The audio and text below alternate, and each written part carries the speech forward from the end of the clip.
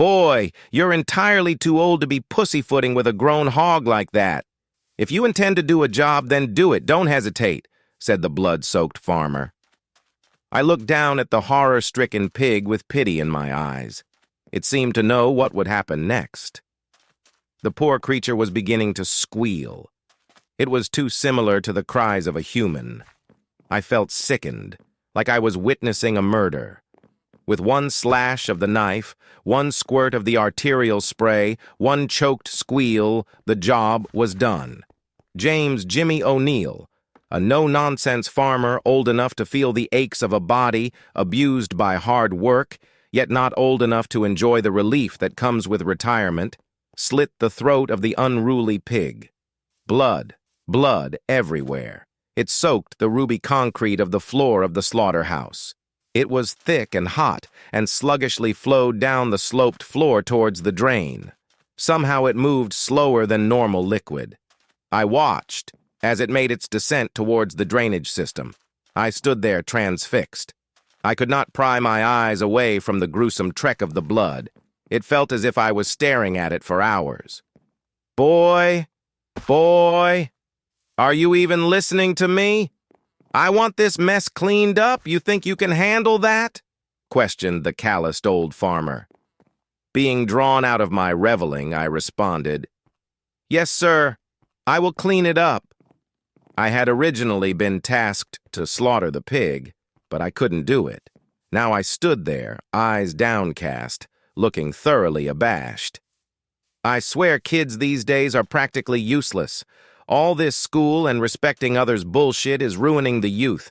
Are you going to be able to clean up this mess, or are you going to just stand there like an invalid again? Said the gruff voice of the bent man.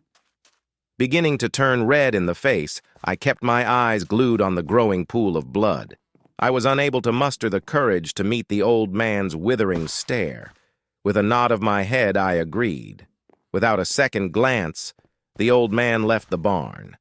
I doubted that age would do anything to help me with my little problem. The fact of the matter is, I am no killer. It was tough enough for me to kill mosquitoes. How was I supposed to kill a pig I had tended to for a whole year?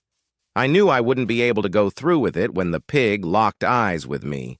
Its eyes seemed to be pleading with me, reminding me of all the times we had spent together.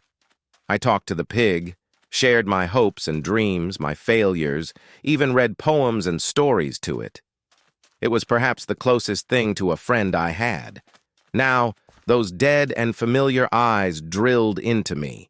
They accused me of 1,000 betrayals. They hurled obscenities at me. The room was growing hot. The walls seemed to be moving in, suffocating me. That blood again. All I saw was red all around me. I heard it pumping in my ears. It was as if the sound of my blood rushing in my veins was being amplified somehow. I felt my head grow heavy, like I had been breathing too much toxic fumes. The lights grew dim and all went black. I looked up, seeing the old farmer approaching me with the knife. The man turned to a figure saying, Boy, you are entirely too old to be pussyfooting with a grown hog like that. If you intend to do a job, then do it. Don't hesitate. The farmer bent down towards me, brandishing the knife.